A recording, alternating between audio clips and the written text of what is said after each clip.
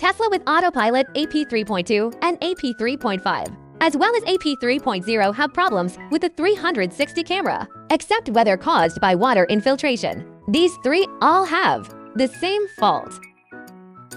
Now we check and test on the platform.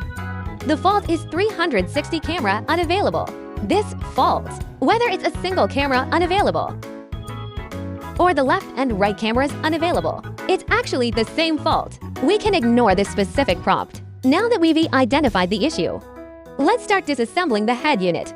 This head unit consists of two parts. The upper circuit board is responsible for infotainment functions. The lower circuit board controls the mounting bracket of the autopilot system.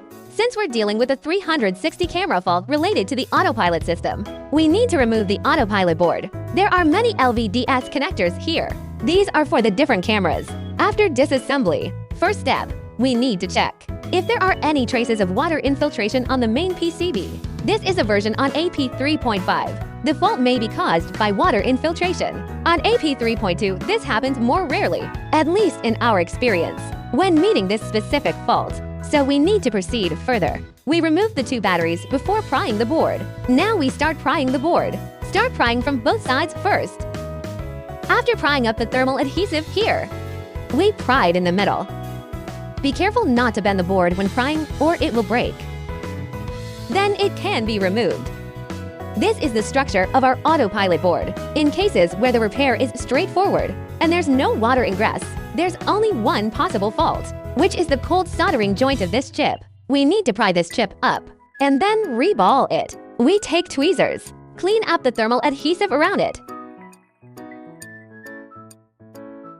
When we pry it later, we will pry from this position because there are fewer traces here. There are many traces on this side. Prying from here can easily break the traces of our PCB, so we choose the direction with fewer traces to pry. Next, we place it on the reballing machine to remove the chip. While heating, we'll try to lift it up. Set the temperature to 300 C. Then we can start heating. Let's check how it's going. We only need to check the upper heating temperature. The upper temperature is set to 210 C for 20 seconds, 240 C for 30 secs, 260 C for 30 secs, 285 C for 30 secs, 310 C for 30 secs, then 330 C for 500 secs. Our top temperature is 330 C. That's when we will remove it. Use a small spatula to remove the adhesive. As you can see, the current upper temperature is 330 C, and it has been about 200 seconds now. Use a small spatula to pry it up slowly and carefully. It's pried up. Then we use tweezers to take the chips out. First, we need to clean up the solder and black glue on the circuit board. For the black glue, we use hot air on one side and carefully remove it with a soldering iron. We need then to protect the surroundings, capacitors, resistors, and other chips. We use a grinder to remove the remaining black glue. After grinding, we could use a solder wick to clean up the residual solder. Clean it thoroughly. Then switch the multimeter to resistance mode. Check if the surrounding resistors are functioning properly. Next, we apply solder masks to the exposed areas on the back of the board.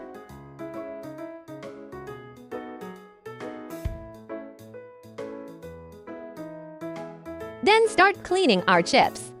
Same like before, remove the black glue on the chip with a heat gun and a small spatula. Cleaning is done. Use the solder wicket again to clean up any residue. Next, apply solder paste to the chip pins. Then place it on the soldering station for soldering. Apply some soldering flux to the back of the board. Align the chip using it as a reference. Position the chip correctly. Then use ABGA rework station to solder it back into place. Place the chip on the board. Once it's properly aligned, put a relatively spacer on top of it, but not too large. This size is just right. Press it down gently. This will improve the soldering quality. Now let's check the temperature settings here. 240 C for 30 secs, 260 C for 30 secs, and a peak temperature of 280 C for 500 secs.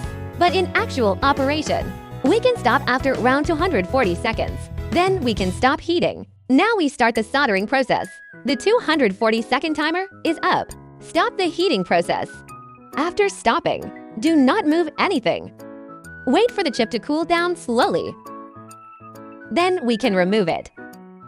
Now we take the PCB. First step, clean up all the soldering flux around the chip. Now you can see all the surrounding flux has been cleaned. Before powering it on, we need to test the power supply chip first. There are many small test points next to the power supply chip here. Each of these points is a positive. We need to test all of them. Switch the multimeter to continuity mode and test each point. Check for any short circuits.